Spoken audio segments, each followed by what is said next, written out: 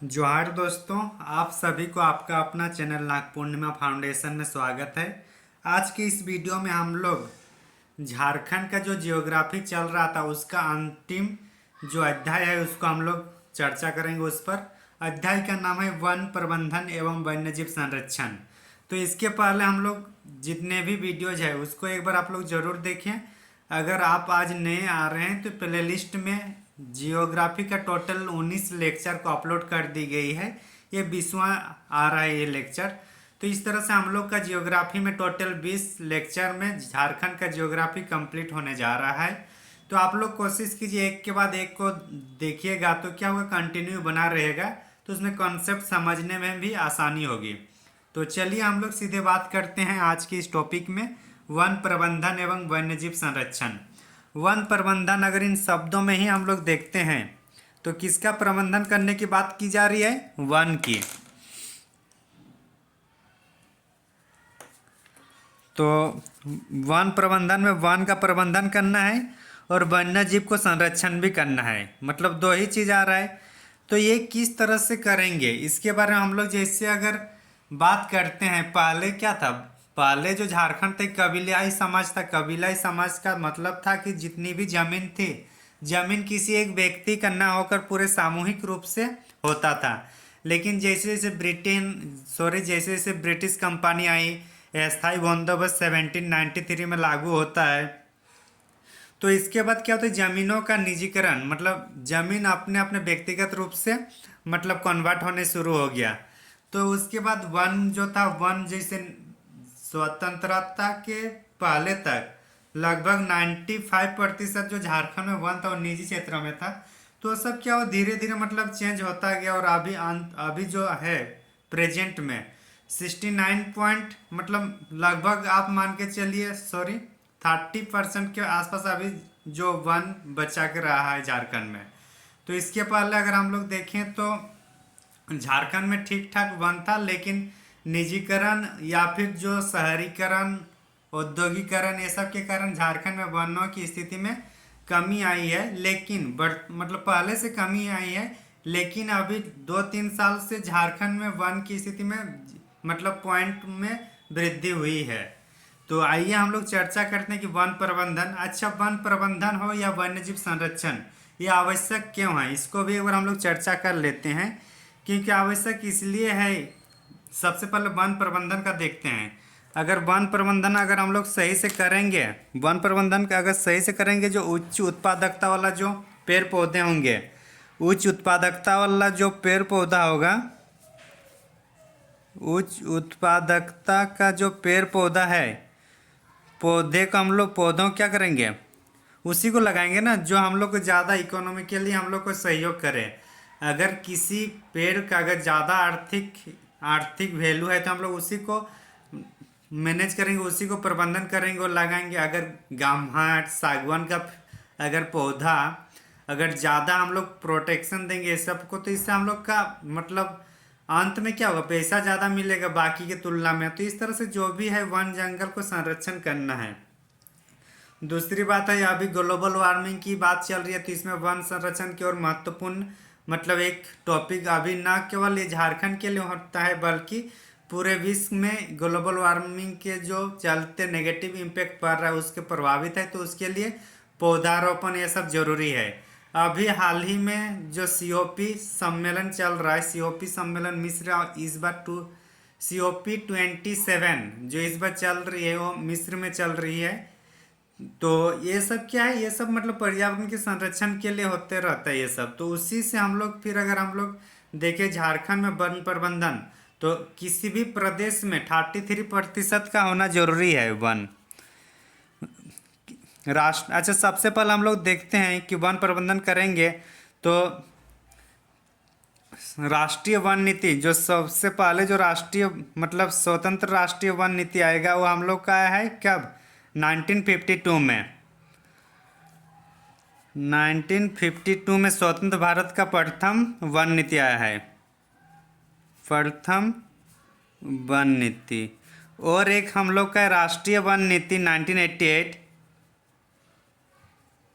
राष्ट्रीय वन नीति 1988 88, इसके तहत प्रत्येक प्रदेश को 33% वन वनारोपण, मतलब वन क्षेत्रफल इतना होना चाहिए। टोटल जितने अगर प्रदेश है उसका कुल क्षेत्रफल का 33% कम से कम जंगल होना चाहिए। ये कौन से नीति के तहत आया है? राष्ट्रीय वन नीति 1988 के तहत। लेकिन झारखंड में अभी 29 पॉइंट समथिंग है, तो इसको हम लोग फिर 33% ले जाना होगा। तो हम लोग देख लिए ये निजी वन पहले झारखंड में बहुत था, लेकिन जैसे मतलब स्थायीकरण हो रहा तो उससे निजी वनों की कमी आई है। तो इसमें अगर हम लोग झारखंड की बात किया जाए तो झारखंड में सबसे पहले जो प्रथम प्रयास किए थे वन प्रबंधन का वो 1882-85 के आसपास थे, JF हेविट ने। इम्पोर्टेंट है, इसको देख लेते हैं। झारखंड में वन प्रबंधन का, झारखंड में वन प्रबंधन का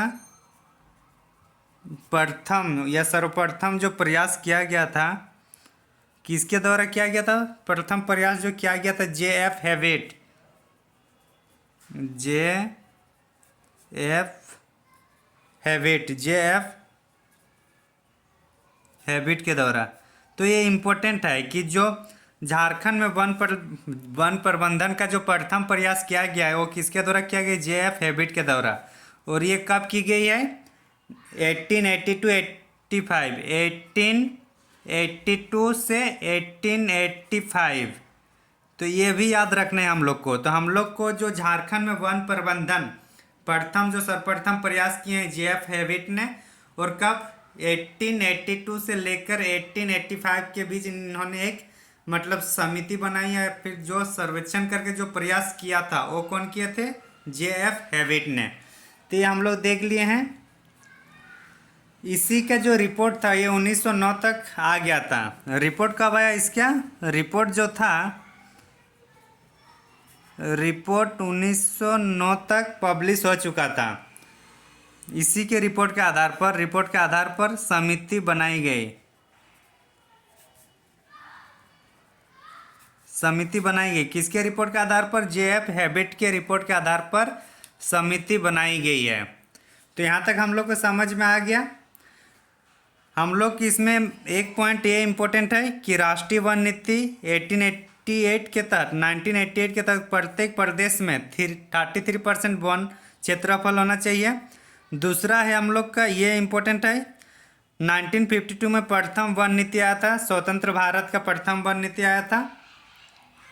और अभी इम्पोर्टेंट इतना ही है इसमें। अच्छा, और जो 2007 में जो किया गया था संयुक्त राष्ट्र महासभा के द्वारा टिकाऊ वन प्रबंधन के क्रियान्वयन पर बल दिया गया था 2007 में।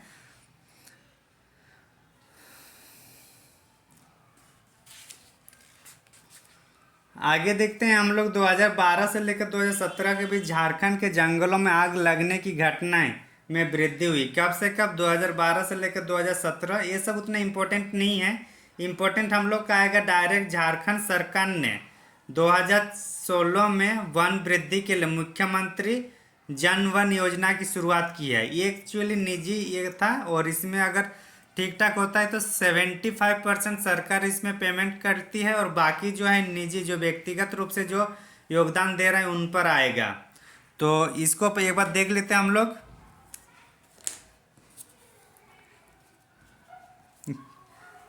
2016 ना, 2016 में कौन सा योजना है? मुख्यमंत्री जन वन योजना।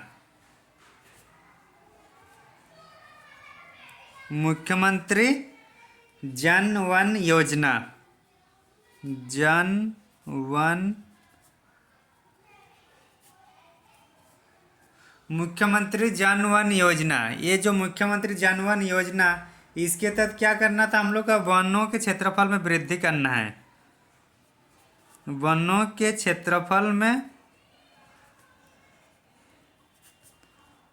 में वृद्धि करना है। इसके तहत 75% क्या था? 75% जो राशि होगा राज्य सरकार भुगतान करती है। गवर्नमेंट ऑफ झारखंड भुगतान करती है। दिख रहा है नहीं इतना? मुख्यमंत्री जन धन योजना कब आया? 2016 में। इसके तहत 75% जो है पेमेंट, मतलब जितनी खर्च आएगी उसका 75% झारखंड सरकार भुगतान करेगी, जो भी इस योजना को चलाएगा। तो इतना हम लोग एक बार वन प्रबंधन के बारे में देख लिए। अब हम लोग वन्य जीव के संरक्षण के बारे में कुछ कुछ पॉइंट देख लेते हैं, ठीक? इसको एक बार देख लीजिए आप लोग, और कोशिश कीजिए ज़्यादा, मतलब इससे ज़्यादा पढ़ना नहीं पड़ता, लेकिन क्वेश्चन डायरेक्ट इसमें हिट होता है, तो इसलिए कोशिश करना, इसको नोट डाउन कीजिए और आराम से इसको रिवीजन करते रहिए, क्योंकि कम पढ़ के ज़्यादा हम लोग को लाना है मार्क्स, तो उसके लिए ये सब फायदेमंद रहेगा। टॉपिक छोटा छोटा रहता है लेकिन नंबर अच्छा खासा इसमें मार्किंग आता है, तो इसलिए ये सब चैप्टर को छोड़ना नहीं है। हिस्ट्री अगर हम लोग पूरा पढ़ेंगे तो भी नंबर आएगा, लेकिन उसमें भी कोई कंफर्म नहीं रहता है कि कितना क्वेश्चन मतलब एग्जाम में देख पाएंगे, लेकिन जियोग्राफी हो या बाकी जो भी सब्जेक्ट है उसमें कम पढ़ना पड़ता है और उसमें क्वेश्चन ज़्यादा मतलब परीक्षा में आने की संभावना बनी रहती है आपके बुक से या आपके पढ़ा हुआ मटेरियल से ही। तो चलिए आगे चलते हैं, हम लोग वन्यजीव संरक्षण के बारे में एक बार चर्चा करते हैं। तो झारखंड में वन्यजीव एवं अभ्यारण्य, वन्यजीव एवं अभ्यारण्य, झारखंड में वन्यजीव एवं अभ्यारण्य, इसके बारे में हम लोग चर्चा करेंगे ना। तो इसमें हम लोग देखते हैं कि झारखंड में नेशनल पार्क कितना है? नेशनल पार्क एक ही है ना, बेतला नेशनल पार्क है झारखंड में एकमात्र। और टोटल कितने अभ्यारण्य हैं? 11 वन्यजीव अभ्यारण्य है। वन्यजीव अभ्यारण्य 11 वन्यजीव अभ्यारण्य है और एक नेशनल पार्क है बेतला नेशनल पार्क। ये सब हम लोग इसके पहले वाले वीडियो में देखे हैं। लेकिन अगर हम लोग वन्यजीव के बारे में जो संरक्षण की बात की जाती है कि वहाँ के जो पशु है वो लोग को भी अधिकार दिया जाए, तो ये सब भारत मतलब केंद्रीय स्तर पर होता है, भारतीय वन्यजीव बोर्ड। कौन इसको देखता है? भारतीय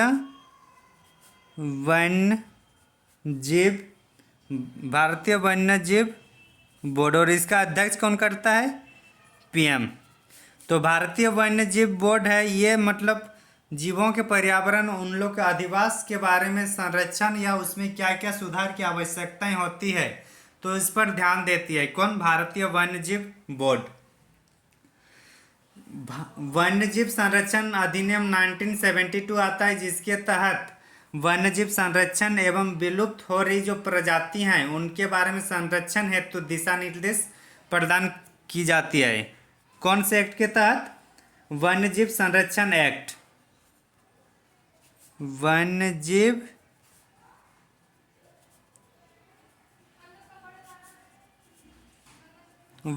संरक्षण एक्ट। वन्यजीव संरक्षण एक्ट कब है? 1972।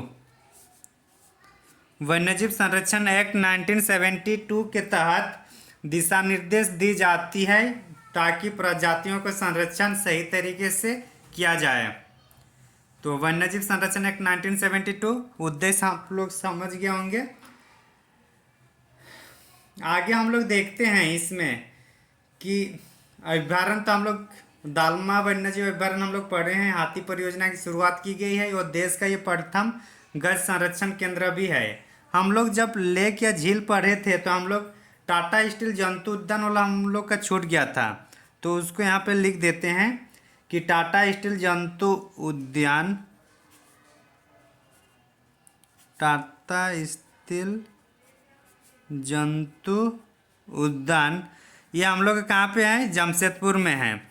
और इसके बीच में जयंती सरोवर है, जयंती सरोवर है। ये हम लोग देख लिए। पक्षी गणना झारखंड की, मतलब पक्षी गणना जो 2018 में हुई थी उसके अनुसार झारखंड में पक्षियों की संख्या में कमी आई है।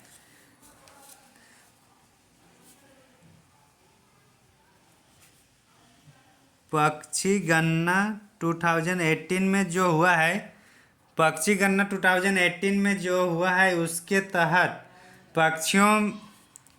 पक्षियों की संख्या में कमी हुई है। पक्षियों की संख्या में कमी हुई है। तो इस तरह से हम लोग देख लिए। अब हम लोग झारखंड में संचालित वन या वन्यजीव वो के संरक्षण में जो कार्यक्रम चलाई जा रही है उसको एक बार हम लोग देख लेते हैं। तो चलिए देखते हैं एक बार। तो चलिए हम लोग योजना के बारे में चर्चा करते हैं जो झारखंड सरकार और गवर्नमेंट सरकार मिलके कुछ कुछ संरक्षण परियोजनाएं चला रही है। तो योजना के संचालन, मतलब जो जो योजनाएं चल रही है उनके बारे में समझने से पहले हम लोग एक चीज़ देख लेते हैं कि अगर केंद्र प्रायोजित बोलता है, अगर केंद्रीय प्रायोजित होगा, मतलब केंद्र प्रायोजित योजना है, इसका मतलब है कि केंद्र प्रायोजित का मतलब होता है कि एक गवर्नमेंट, मतलब सेंट्रल गवर्नमेंट का हम लोग ये दो चीज़ से बनता है। एक गवर्नमेंट ऑफ क्या इंडिया मान के चलिए, और एक गवर्नमेंट ऑफ झारखंड या जो भी स्टेट है। दो केंद्र प्रायोजित मतलब केंद्र सरकार भी रहेगी और उसके साथ साथ प्रायोजित मतलब वो झारखंड सरकार भी या कोई भी एक सरकार रहेगी जिस राज्य से संबंधित होगा। तो केंद्र प्रायोजित का मतलब क्या हो रहा है? केंद्र प्रायोजित का मतलब हो रहा है हम लोग का, केंद्र प्रायोजित का मतलब हो रहा है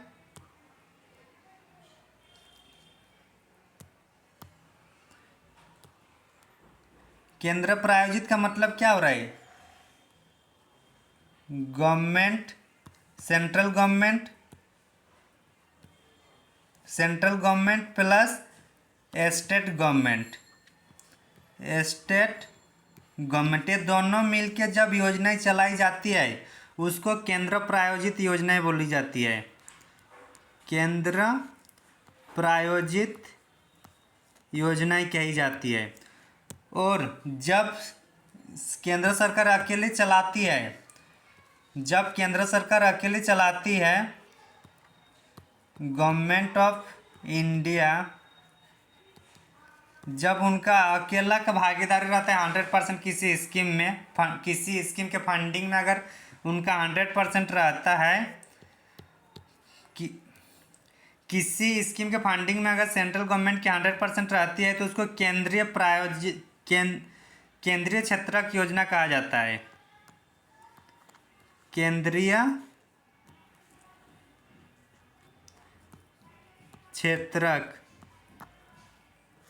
क्षेत्रक योजना जब केंद्र सरकार की 100% रहती है।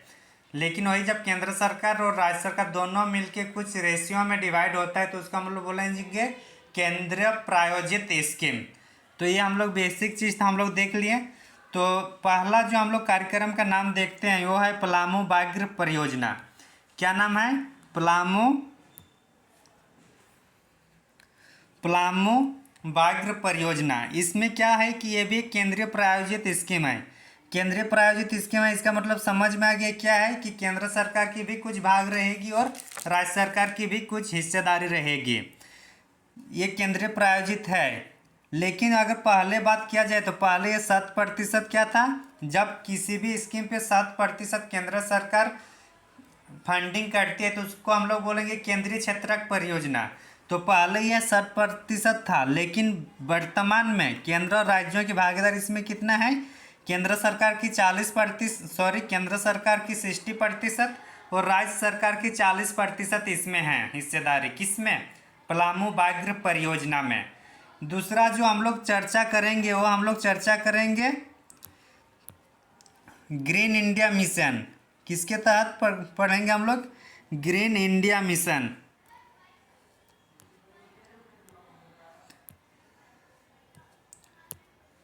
Green India mission, green India mission के बारे में हम लोग चर्चा करते हैं।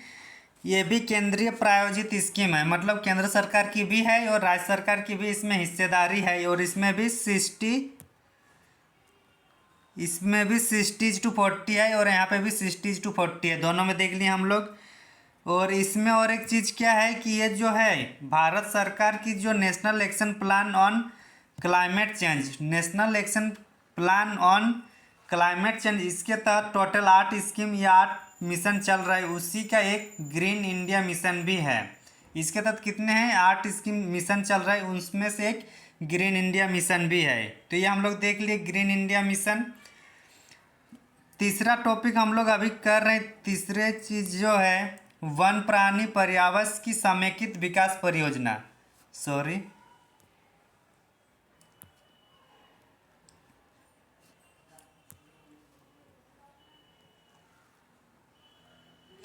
वन प्राणी का पर्यावास मतलब उन लोग के रहने का जो आवास है उसके बारे में एक समेकित विकास करना है। ये भी क्या है, केंद्रीय प्रायोजित स्कीम है।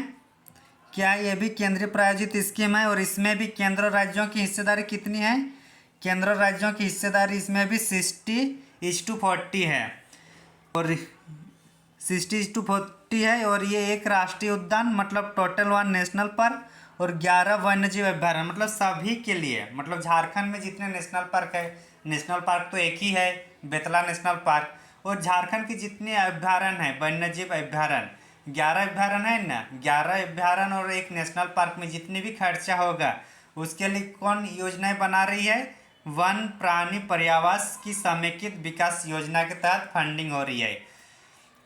इसमें और एक चीज़ हम लोग को ध्यान रखना है कि जो 11 वन्यजीव अभ्यारण्य है उनमें से एक ही है जो राष्ट्रीय स्तर पर वन्यजीव अभ्यारण्य है, वो हम लोग का पलामू वन्यजीव अभ्यारण्य है। आगे हम लोग देखते हैं इंटेंसिफिकेशन ऑफ फॉरेस्ट मैनेजमेंट योजना। ये भी क्या है, ये भी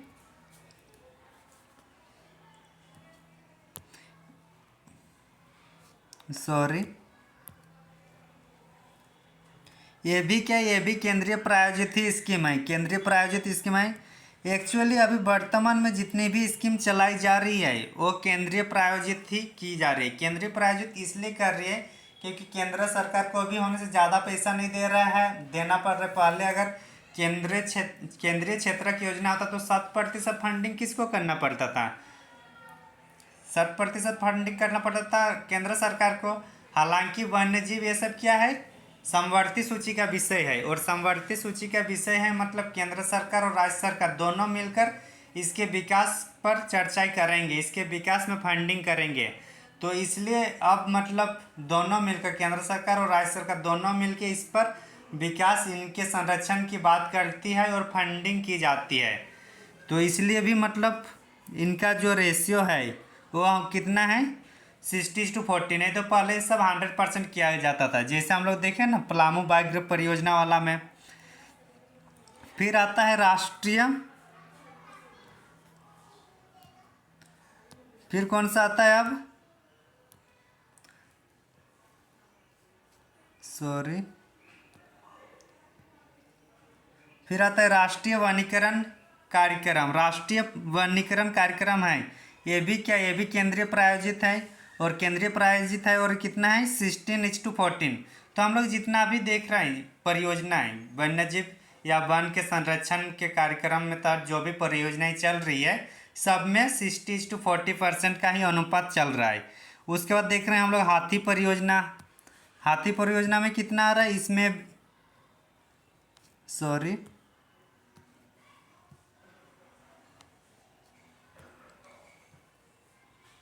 हाथी परियोजना जो है ये भी केंद्रीय प्रायोजित परियोजना है। क्या है, केंद्रीय प्रायोजित परियोजना है, और इसमें भी हिस्सेदारी कितना है 60:40 की। तो इस तरह से हम लोग क्या क्या डिस्कशन किए, पलामू व्याघ्र परियोजना, ग्रीन इंडिया मिशन जो national action plan on climate change के 8 मिशन का एक भाग ये भी है। फिर वन्य प्राणी पर्यावरण की समेकित विकास परियोजना देखे हम लोग। फिर इंटेंसिफिकेशन ऑफ फॉरेस्ट मैनेजमेंट योजना के बारे में देखे। फिर राष्ट्रीय वनीकरण कार्यक्रम के बारे में देखे। फिर हाथी परियोजना के बारे में देखे। तो सब में हम लोग क्या देखे, सब केंद्रीय प्रायोजित है ना, और केंद्रीय प्रायोजित होने के साथ साथ 60:40 यही है ना, 60:40 का ही रेशियो है ना। ये सब में हम लोग कितना देखें, 60:40, ये 60 है। 60:40 का किसका, केंद्र सरकार और राज्य सरकार का हम लोग देखें। आगे देखते हैं, आगे हम लोग हाथी परियोजना तक देख लिए थे, अब हम लोग देखेंगे national plan for conservation of aquatic ecosystem, किसके बारे में अभी हम लोग चर्चा करेंगे। National plan for conservation of aquatic ecosystem, ये भी क्या है, केंद्रीय प्रायोजित है। मतलब क्या बोला, केंद्रीय प्रायोजित इसलिए हो रहा है क्योंकि ये सब समवर्ती सूची का विषय है, तो केंद्र सरकार और राज्य सरकार दोनों इसमें शामिल होंगे। साहिबगंज में स्थित जो उधवा पक्षी अभ्यारण्य है और राज्य के अन्य जो वेटलैंड है उसके बारे में कौन सा है, national plan for conservation end of aquatic ecosystem. ये उधवा पक्षी विहार और जितने भी वेटलैंड है, वेटलैंड को एक बार संक्षेप में समझ लेते हैं हम लोग। वेटलैंड मतलब जैसे कहीं भी क्षेत्र जहाँ पे पानी की उपलब्धता हो, पानी या तो बहते हुए रहे या फिर इकट्ठा, मतलब कहीं पे एक जगह मतलब पानी कहीं पे इकट्ठा हुए रहे, तो अगर उसमें पानी लगातार रहे, पानी साल भर रहे, और ये तो इसको हम लोग क्या बोलेंगे, वेटलैंड। जैसे अगर हम लोग दोभा टाइप का या फिर जो भी बोलते हैं आम लोकल की भाषा में जो भी होता है, वो बहुत बड़ा दलदल वाला अगर क्षेत्र हुआ तो क्या होगा, वो वेटलैंड हो जाएगा, आर्द्रभूमि इसको हम लोग कहते हैं। रामसर साइट ये सब सुने, ये सब क्या है, आर्द्रभूमि का ही है। तो उससे संबंधित कौन सा है हम लोग का,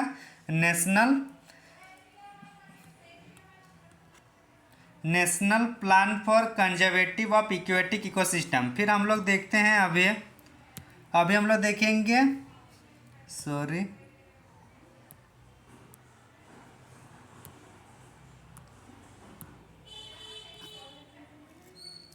अभी हम लोग देखेंगे वन, पर्यावरण एवं जलवायु परिवर्तन विभाग।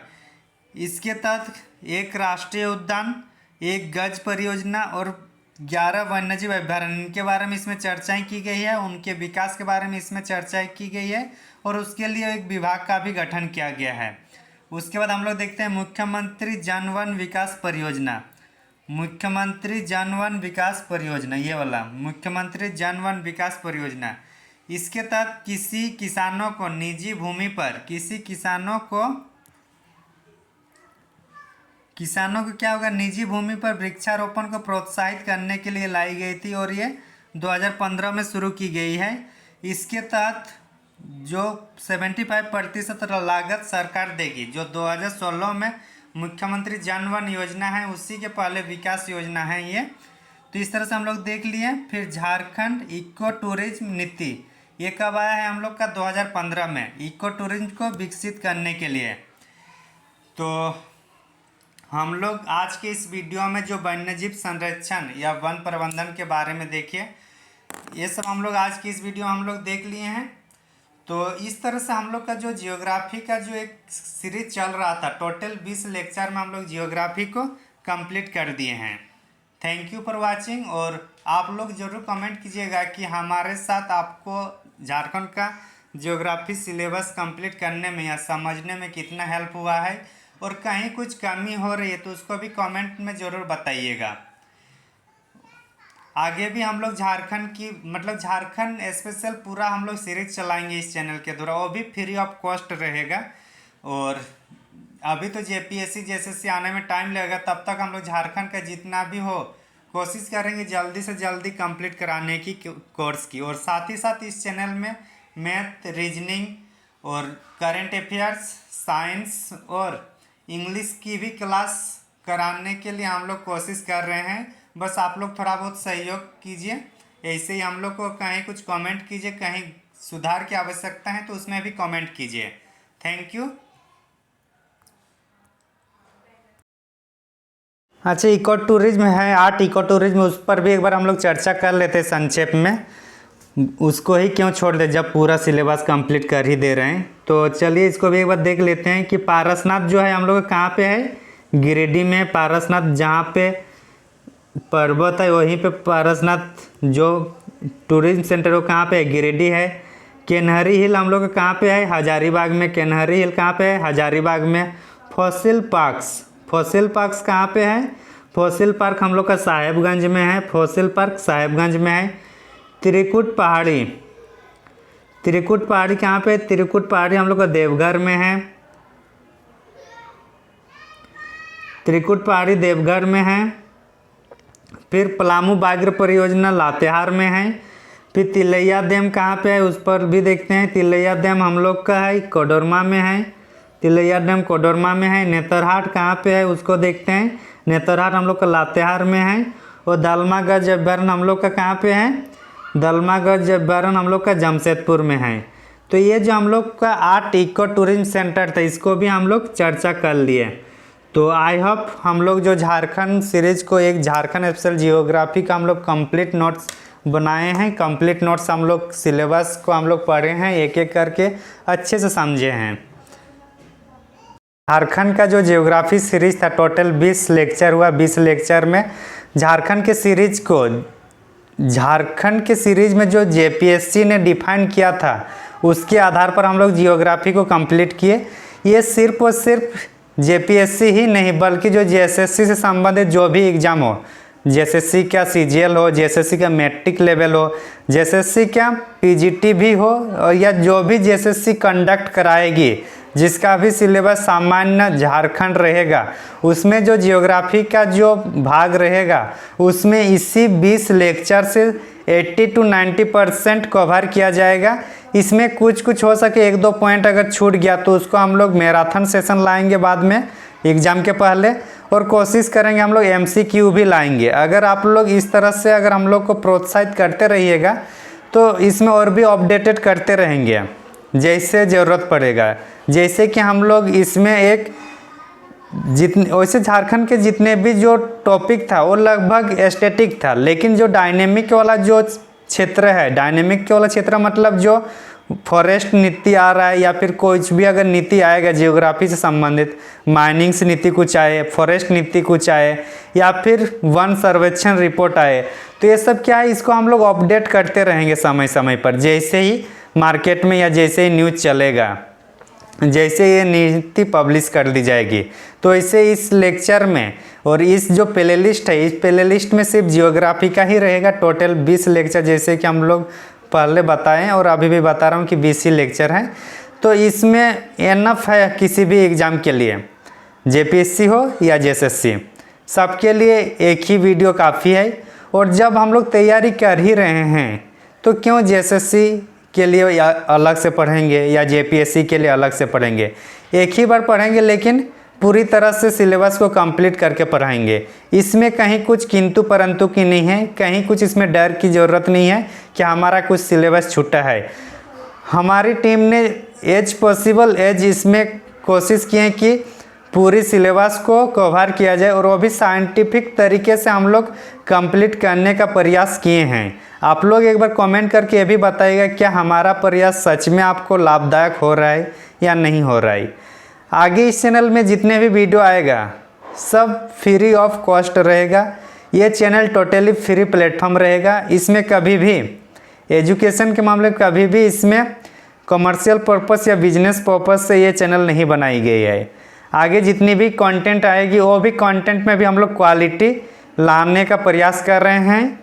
आप लोग बस ऐसे सहयोग करते रहिए और हमारे चैनल को वीडियो जो है उसको उससे फ़ायदा लेते रहिए और हमें भी बताइए कि फीडबैक क्या मिल रहा है।